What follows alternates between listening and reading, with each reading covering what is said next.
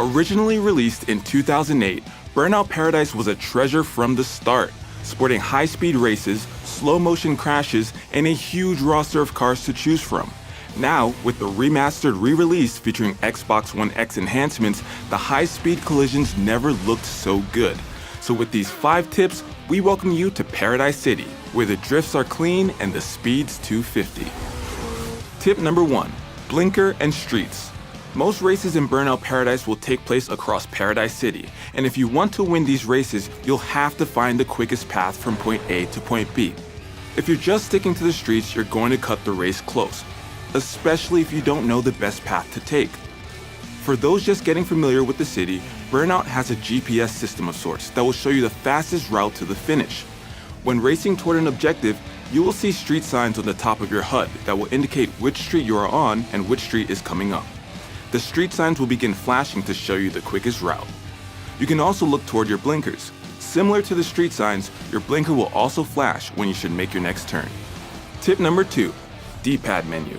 By pushing right on the D-pad, you can open up an extremely handy pop-up menu that allows you to access online game modes, Burnout leaderboards, and even replay events.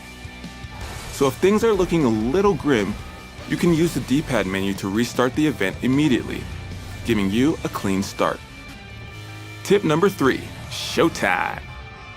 Now we all know racing from point to point, dodging traffic and rivals can get a little repetitive. So if you want a change of pace, click in both bumpers to initiate Showtime. When in Showtime, your main goal is to smash as many cars as you can and wreak as much damage as possible while building up your multiplier. When crashing about, you'll have some control of which way you ricochet. As you hit more cars, you gain more boosts, and you can use your boosts to bounce around the streets even more, crashing from car to car. If you want to rack up some serious points, be sure to target buses. Your multiplier will increase with each bus damaged, sending your score sky high. Speaking of sky high, it may be fun to launch yourself into the air, but sadly, flying cars are still not present in the Burnout universe. Hover cars, yes, flying no. So to ensure you hit the most cars and gain the most points, keep yourself close to the ground. Tip number 4. Burning routes. After completing a few races, DJ Atomica will inform you of new drivers around the city. Taking on these drivers will earn you a smashing new ride. Now with each ride earned, be sure to take them out for a spin. Each Paradise car has a special race called a burning route. Completing these routes will award you a second version of that burning route's car. It's best to complete the burning routes with each new car you collect, so you can get a feel for each of them.